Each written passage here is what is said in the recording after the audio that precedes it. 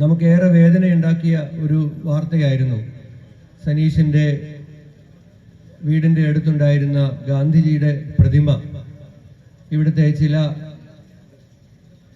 Criminal സ്വഭാവമുള്ള ആളുകൾ തകർത്തത്. അതിനേക്കാൾ ഞെട്ടിച്ചത് ഒരു പ്രാദേശിക CPM നേതാവിൻ്റെ പ്രസംഗമാണ്. ജില്ലാ സെക്രട്ടേറിയറ്റ് മെമ്പറാണ്, പ്രാദേശികമല്ല, ജില്ലാ സെക്രട്ടേറിയറ്റ് മെമ്പർ പറയുകയാണ്, അടുക്കളയിൽ പോലും ഒരു ഗാന്ധിയെ വയ്ക്കാൻ ഞങ്ങൾ അനുവദിക്കില്ല എന്ന വെല്ലുവിളി പ്രസംഗവും കേട്ടു. നമ്മളാരും തിരിച്ചു വെല്ലുവിളിക്കാനൊന്നും നിൽക്കുന്നില്ല. നമ്മൾ വെല്ലുവിളിക്കുന്നിടത്ത് ഗാന്ധി ഇല്ലാതാവുകയാണ്. അപ്പം അതുകൊണ്ട് നമ്മൾ സമാധാനത്തോടു കൂടി ഒരു പ്രതിമ ഇവിടെ സ്ഥാപിച്ചിട്ടുണ്ട്. ഞങ്ങൾ പോവുകയാണ്. ഈ പ്രതിമ ഇനിയും നിങ്ങൾ തകർത്താലും ഞങ്ങൾ തിരിച്ചൊന്നും ചെയ്യില്ല. വീണ്ടും ഒരു ഗാന്ധി പ്രതിമയുമായിട്ട് ഞങ്ങൾ ഇവിടെ വരും. അതും നിങ്ങൾ തകർത്താൽ വീണ്ടും ഒരു ഗാന്ധി പ്രതിമയായിട്ട് ഞങ്ങൾ വരും. ഒടുവിൽ തകർത്ത് നിങ്ങൾ കുഴയും. ഞങ്ങൾ പിന്മാറില്ല. അങ്ങനെ പിന്മാറിയാൽ ഇന്ത്യക്ക് സ്വാതന്ത്ര്യം കിട്ടുമായിരുന്നു. ദേശീയ സ്വാതന്ത്ര്യ സമരത്തിൽ ബ്രിട്ടീഷുകാരുടെ ക്രൂരമായ മർദ്ദനങ്ങൾ, ലാത്തിയടിയൊക്കെ ഇങ്ങനെ പുഞ്ചിരിച്ച് വാങ്ങിച്ചിട്ടാണ് ഗാന്ധിയുടെ നിർദ്ദേശം സ്വീകരിച്ച് കോടിക്കണക്കിനായ ജനങ്ങൾ, എനിക്കും ആ വെല്ലുവിളിച്ച നേതാവിനും അടക്കം, ഈ രാജ്യത്തിന് സ്വാതന്ത്ര്യം നേടിത്തന്നത്. അപ്പൊ നമ്മൾ ഭയക്കില്ല, പക്ഷെ നമ്മൾ നിങ്ങളെപ്പോലെ പ്രതികരിക്കില്ല.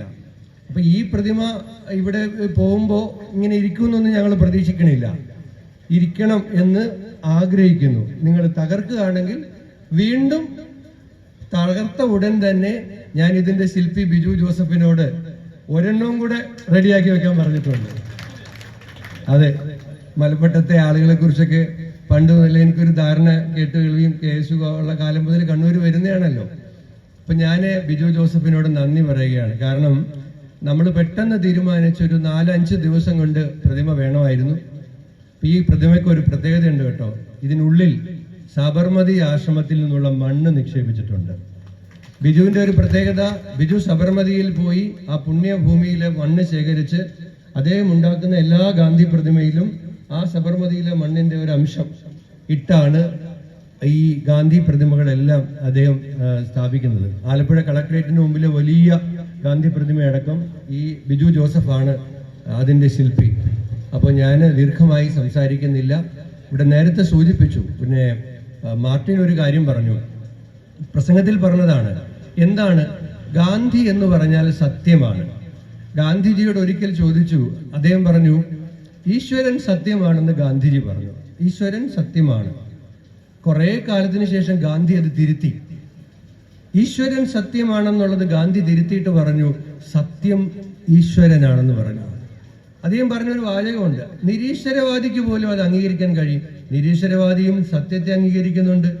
അപ്പം ഗാന്ധിജിക്ക് സത്യം ഈശ്വരനായിരുന്നു. സത്യം ഉണ്ടായതുകൊണ്ടാണ് ഞാനും ശ്രീ AP അനിൽകുമാറും മാർട്ടിൻ ജോർജും എല്ലാം കണ്ണൂര് ഗസ്റ്റ് ഹൗസിൽ നിൽക്കുമ്പോൾ എന്തോ ഒരു മഴയായിരുന്നു. ഇന്നിവിടെ ഇങ്ങനെ ഒരു ഗാന്ധി യാത്ര നടത്താൻ കഴിയുമെന്നോ, ഗാന്ധി യാത്ര നടത്തി ഇവിടെ വന്ന് എല്ലാവരുമായി വന്ന് ഈ പ്രതിമ അനാച്ഛാദനം ചെയ്യാൻ കഴിയുമോ എന്നൊക്കെ നമ്മൾ സംശയിച്ചു. കാരണം അത്ര വലിയ മഴയായിരുന്നു. പക്ഷേ ആ സമയത്ത് മഴ മാറി നിന്നു. അതിന്റെ കാര്യം എന്താ? ഈ പരിപാടിക്കൊരു സത്യമുണ്ട്. ഈ CPM സ്നേഹിതന്മാര് ഗാന്ധി EMS പോലും അംഗീകരിച്ചിട്ടില്ല. ഗാന്ധിയെ വാർത്തയിലെ കപട സന്യാസി എന്നാണ് EMS അധിക്ഷേപിച്ചത്. ആ അധിക്ഷേപത്തിന്റെ ഒരു പരിഷ്കൃതമല്ലാത്ത ഒരു പ്രതികരണമാണ് നേരത്തെ വെല്ലുവിളി നടത്തിയ ഏതോ ഒരു നേതാവ് ഇവിടെ നടത്തിയെന്ന് ഞാൻ കരുതുന്നു. നിങ്ങളുടെ ഈ അധികാരത്തിന്റെ അഹന്ത, സത്യമില്ലായ്മ, ഇതൊക്കെയാണ് നിങ്ങൾ ഈ നിലമ്പൂരിൽ പോലും ഇത്ര ദയനീയമായി നിങ്ങൾ പരാജയപ്പെട്ടത്. എത്ര ദയനീയമായിട്ടാണ് പരാജയപ്പെട്ടത്? 7 പഞ്ചായത്തിൽ 6 പഞ്ചായത്തിലും മുനിസിപ്പാലിറ്റിയിലും നിങ്ങളെ ജനങ്ങൾ പിന്തള്ളിയെങ്കിൽ ഇനി 26 ആകുമ്പോൾ നിങ്ങളെ ഇതിനേക്കാൾ ദയനീയമായി ജനം പിന്തള്ളാൻ പോകുന്നുണ്ടെങ്കിൽ അതിന്റെ കാര്യം ഇതാണ്. എന്തൊരു അഹങ്കാരമാണ്! 9 വർഷമായി ഓരോ ബ്രാഞ്ച് മുതൽ അങ്ങ് ഏറ്റവും മുകളിലുള്ള ആൾക്ക് വരെ അത് ആ അഹങ്കാരം തലയ്ക്ക് പിടിച്ചിരിക്കുകയാണ്. ആ അഹങ്കാരത്തിന് ഞങ്ങൾ ഈ ഗാന്ധി മാർഗത്തിൽ, സത്യത്തിന്റെ മാർഗത്തിൽ ഞങ്ങൾ ജനങ്ങളോടൊപ്പം നിന്ന് ഞങ്ങൾ പ്രതികരിക്കാൻ തീരുമാനിച്ചിട്ടുണ്ട്. മഹാത്മാഗാന്ധി കണ്ണൂരിൽ പയ്യന്നൂർ വന്നിട്ടുള്ളതാണ്. മഹാത്മാഗാന്ധി ഇവിടെ PM നിയാസും ജയന്തുണ്ട്. കേരളത്തിൽ ആദ്യമായി ഗാന്ധിജി വന്നത് കോഴിക്കോടാണ്. മൗലാന ഷൗക്കത്ത് അലിയോടൊപ്പം അദ്ദേഹം കോഴിക്കോട് റെയിൽവേ സ്റ്റേഷനിലാണ് കേരളത്തിൽ ആദ്യമായി വന്നിറങ്ങിയത്. പയ്യന്നൂര് അദ്ദേഹം വന്നിട്ടുണ്ട്, ഗാന്ധി ആശ്രമത്തിൽ വന്നിട്ടുണ്ട്. അവിടെ അദ്ദേഹം വെച്ച മാവ്, ഗാന്ധി മാവ് ഇപ്പോഴും പയ്യന്നൂരുണ്ട്. അപ്പൊ ഇത് ഗാന്ധി ഞങ്ങളെ മുന്നോട്ട് നയിക്കുന്ന കരുത്താണ്. അതൊരു പ്രതീകം മാത്രമാണ്. ഇവിടെ ഇരിക്കുന്ന ഈ കൃഷ്ണേട്ടന്റെ അടക്കം കോടിക്കണക്കാകുന്ന ഭാരതീയരുടെ ഹൃദയത്തിലാണ് ഗാന്ധി ജീവിക്കുന്നത്. അതൊന്നും തകർക്കാൻ നിങ്ങൾ ആരും വിചാരിച്ചാൽ കഴിയില്ല. ഇത് മാത്രം സൂചിപ്പിച്ചുകൊണ്ട് മനോഹരമായി ഈ ചടങ്ങ് സംഘടിപ്പിച്ച ജില്ലാ കോൺഗ്രസ് കമ്മിറ്റിയെ അനുമോദിച്ചുകൊണ്ട് ഞാൻ എൻ്റെ വാക്കുകൾ അവസാനിപ്പിക്കുന്നു.